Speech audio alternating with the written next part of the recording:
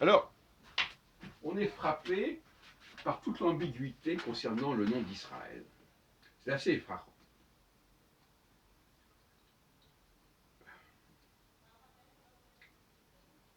Le nom d'Israël désigne le royaume du Nord qui a rompu avec le royaume du Sud,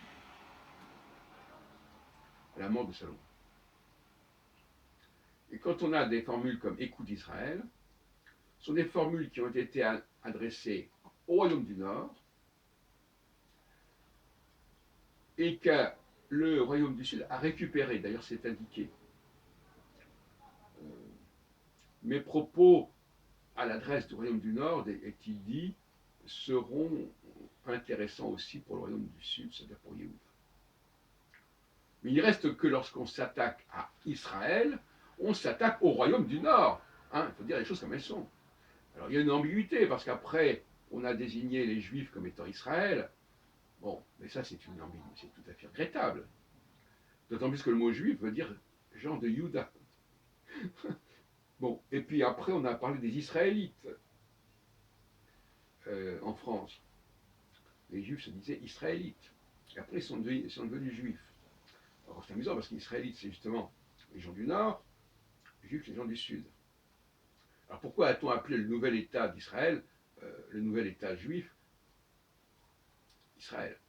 Et à ce propos, mon ami Gaston me fait remarquer que l'État, en 1920, les Français ont déclaré la création de l'État libanais, qui restait sous protectorat français jusqu'en 1942-43.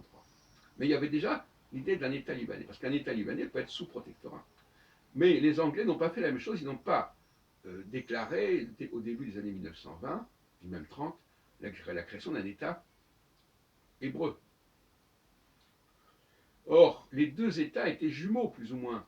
Il y avait une concession, une double concession du côté arabe, de laisser se constituer un État chrétien au nord et un État juif au sud de cette région du littoral. Le général Gouraud a accepté que, d'ailleurs on fête cette année, l'année prochaine, en 2020, on fête les 100 ans de l'État libanais. L'État libanais a existé bien avant que la fin du protectorat.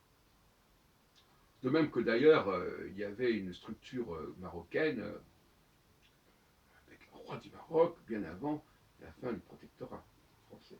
Donc les Français ont eu une politique beaucoup différente des Anglais et ils ont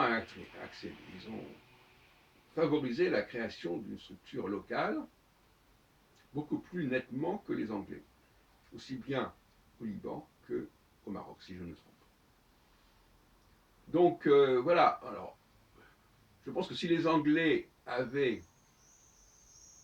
en même temps à peu près que les Français, donné un nom à cet État hébreu, ils n'auraient peut-être pas appelé Israël. Ce n'était pas forcément la formulation la plus heureuse, au regard de la Bible, au regard de l'histoire, et au même regard de David et de Salomon.